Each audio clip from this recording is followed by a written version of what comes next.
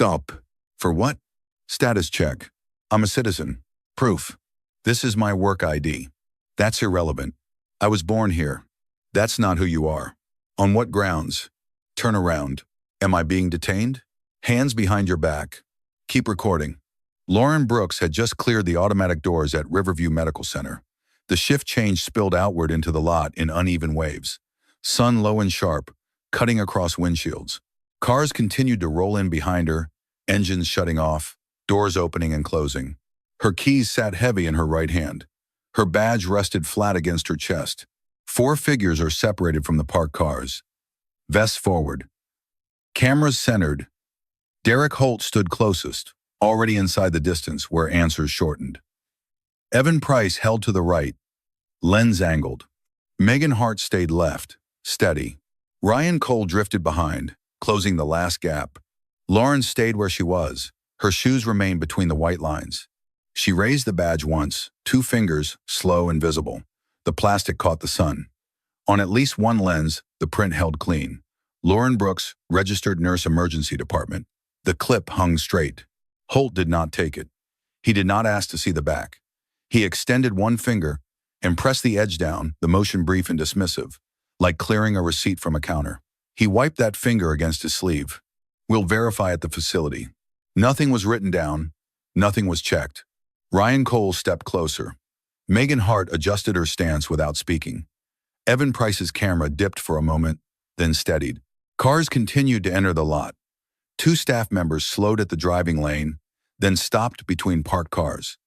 No one moved closer. No one spoke. You're being detained pending verification, Holt said. Lauren did not argue. She did not repeat herself. She waited for the next instruction. Step over here. She moved exactly 1 step and stopped. The sun crossed the badge again. The name remained visible. No follow-up came. The same request returned unchanged. Holt reached for the cuffs. Lauren turned her head slightly, scanning the lot, then centered again. She did not pull away. She did not offer her wrists until the order was given. Hands behind your back. She complied. The cuffs closed with a metallic click. Too tight to miss. Red rose quickly beneath the steel. Megan Hart's lens stayed on the wrists. Evan Price's camera caught the chain tightening as Holt tested it. A white van idled 2 rows over. Holt guided Lauren forward with a firm hand on her shoulder. Near the entrance, the shift crowd thickened. A woman in scrubs paused, then stepped aside. Another stopped completely. Lauren, a voice called. Dr. Allison Grant stood between 2 parked cars, keys still in hand. What's going on? They're taking me, Lauren said. She did not turn. She works here, Grant said, louder, stepping forward. Ryan Cole raised a hand. Ma'am. Step back. Federal business. Holt opened the van door. Watch your head. He pressed down, guiding Lauren inside. The interior lights switched on. The door slid shut. From the front seat, the dashboard display glowed as the engine shifted into gear. 7:34 a.m. The number held steady for a moment before the van moved. Inside, Lauren sat upright, hands cuffed behind her facing forward. Evan Price's camera remained trained through the partition window. She breathed evenly. She did not speak again. At intake, the cuffs came off. Karen Mullins looked at the marks, then back to the screen. Name, Lauren Brooks. Date of birth, March 15th, 1990. Place of birth, Detroit, Michigan. Keys moved, then stopped. The screen stayed unchanged. Run it deeper, Holt said.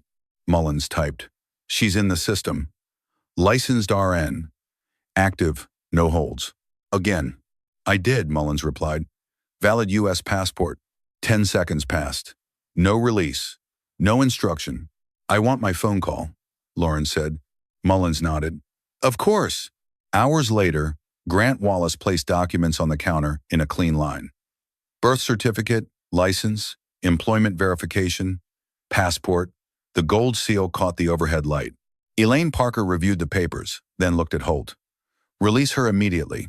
Lauren stepped out with wrists still marked, scrubs wrinkled, badge hanging where it had been all morning.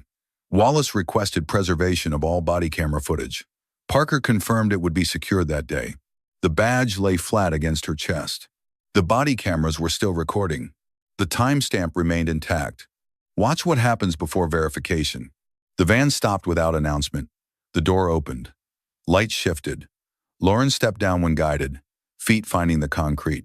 Her wrists were still marked, red bands set where the steel had rested. Inside, the air changed. Fluorescent light replaced the sun. Footsteps echoed once, then again, then settled into a corridor rhythm. She stood where directed, hands at her sides now. The badge still hung from her neck, twisted slightly from the ride. A desk came into view, a keyboard, a screen angled away from her. Name, Lauren Brooks. The keys moved. The sound was steady, practiced. Date of birth, March 15th, 1990. The typing continued. No pause. Place of birth, Detroit, Michigan. The keys stopped. Karen Mullins looked up for the first time. Her eyes moved from Lauren's face to the badge, then back to the screen. Detroit? Yes. Mullins turned back to the keyboard. The screen refreshed. A new field opened. The cursor blinked. Behind Lauren, the corridor remained active. A door opened, closed. Someone passed without stopping. Social Security number, Mullins said. Lauren recited it once. Even pace. No repetition. The keys moved again. Faster now. The cursor disappeared. A progress bar appeared, then vanished. She's in the system, Mullins said. The words did not change Lauren's position. Derek Holt stepped closer to the desk. His presence shortened the space again, even here. Run it deeper. Mullins did not look up. She typed. Another screen loaded. Licensed registered nurse, she said. Active. No disciplinary actions. The badge remained where it was. No one reached for it. Again, Holt said. Mullins paused. Her fingers hovered, then resumed. The screen changed once more. She has a valid U.S. passport. The room went quiet, not from the absence of sound, but from the absence of instruction. 10 seconds passed. No one said release. No one said wait. Lauren stood in place. Her shoulders remained level. She did not shift her weight. Holt leaned closer to the screen. That doesn't prove citizenship. Mullins turned slightly in her chair. It does. The keyboard stopped. The screen stayed as it was. Lauren spoke once. I want my phone call. Mullins nodded. Of course. She was led to a smaller room, a desk, a phone fixed to the surface, no chair offered. She dialed from memory. The receiver stayed steady in her hand. Her mother answered on the second ring. I've been detained, Lauren said. The voice on the other end rose. Lauren waited until it settled. Call Grant Wallace, she said. Now. She hung up when told to. The receiver clicked back into place. When she returned to the desk, the same screen was still open. Her name remained centered. No new fields had been added. A wall clock above the corridor door showed 12:18 p.m. when footsteps approached. A man entered with a briefcase. His steps were measured. He did not look around. Grant Wallace, he said, attorney for Lauren Brooks. The desk cleared the space. He opened the briefcase and laid the documents down, one by one. Each is placed flat, each aligned. Birth certificate. A raised seal caught the light. Professional license. The number matched the screen. Employment verification. The letterhead matched the badge. Passport. The gold emblem faced up. No one interrupted. Elaine Parker arrived next. She stood long enough to see the documents, then picked one up, then another. She looked at the screen, then at Holt. How long has she been held? Since this morning, Holt said. Parker did not ask for the time. Release her, she said. The instruction moved faster than anything had that day. Lauren was led back out. The door opened. The corridor cleared. Her path was unobstructed now. Her wrists were free, but the marks remained. The badge had twisted further, and the clip had bent slightly. Wallace turned to Parker. I want all body camera footage preserved. From initial contact to now. Parker nodded. It will be secured today. The cameras on their chests were still recording when Lauren stepped outside.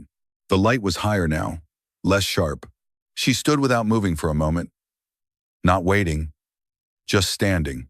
The badge lay flat again against her chest. The plastic was scuffed at the edge where it had been pressed down earlier. The preservation request sat on the desk behind her. The cameras were still running. The timestamp remained intact. The record had arrived late. The days after release were organized by paperwork. Lauren received an email confirming representation. Another followed, acknowledging receipt of records. Dates appeared, case numbers followed. Each message arrived with a reference line and a timestamp. Her wrists healed first. The marks faded unevenly, yellow at the edges, then gone. The badge clip was replaced. The plastic stayed scuffed. Grant Wallace filed the complaint 3 weeks later. Lauren did not attend the filing. She received the notice afterward, the caption listing names, the jurisdiction printed at the top. Depositions came next. She sat in a small room and answered questions that followed the order of the arrest. Time, place, sequence. What was said, what was not written down. A court reporter adjusted the microphone and spoke without looking up. Please raise your right hand. Lauren raised it. Do you swear to tell the truth? The footage was produced in full. 4 cameras. One morning, the same moments from different angles. She watched it once. She did not watch it again. The case advanced through scheduled filings and continuances. Motions were submitted. Responses followed. A trial date was set, moved, then fixed. 16 months after the arrest, Lauren entered a courtroom she had never seen before. She sat at the table closest to the aisle. The badge was not worn. The footage was played on the 3rd day. 4 screens lit at once. The same parking lot. The same badge. The same finger is pressing the edge down. The same command. The same cuffs are closing. No narration occurred. When the video ended, the room stayed still. The clerk marked the time. Lauren testified later that afternoon. She answered what was asked. She corrected one timestamp. She did not add anything else. The defense called Derek Holt. He spoke carefully. He referenced the procedure. He referenced experience. Grant Wallace asked one question twice. What evidence did you have to arrest her? The answer did not change. The jury deliberated for 3 days. When they returned, the foreperson read the verdict without emphasis. Liability on all counts. The damages phase followed. Numbers replaced narrative. The final amount was read into the record. $14.8 million. The clerk entered the judgment. The docket has been updated. The judge spoke briefly from the bench. Judgment is entered. Lauren did not stand when the number was read. She sat with her hands folded. She looked at the table. Afterward, there were statements prepared by others. Lauren did not deliver one. Derek Holt was terminated within hours of the verdict. The notice circulated internally. Lauren learned of it through an article forwarded by a colleague. Evan Price resigned weeks later. Megan Hart and Ryan Cole were reassigned. Their field roles ended without ceremony. Lauren later received a formal agency notice summarizing policy updates. Verification requirements were clarified. Review procedures expanded. Body camera retention was extended for disputed arrests. The footage entered instruction. Months later, Lauren received a packet by mail. Printed slides. A still frame from the parking lot. A time code in the corner. She recognized the frame immediately. She returned to work under a different schedule. The parking lot was the same. The light at 7:30 still cut across the windshields. She parked farther away. With part of the settlement, Lauren established a legal fund. The paperwork listed a mission and an address. Applications arrived steadily. Some were denied. Some moved forward. She reviewed each file. Approved amounts were entered. Checks were issued on schedule. A caller once asked a question before giving a name. Is there body camera footage? Lauren followed the same rule each time. Send the record. Over time, the footage did not change. 4 angles. 1 sequence. Time codes intact. Lauren did not follow the discussions that came after. She did not attend panels. She did not speak on stage. She kept the badge clipped straight. The record had closed. It did not erase the morning. It fixed it in place. Quiet justice. If you've watched this and noticed when discretion runs before verification, leave a comment below. If this story helped you understand how records shape outcomes, share it. And if you want more cases where power is measured by procedure, subscribe to Power Abuse Stories.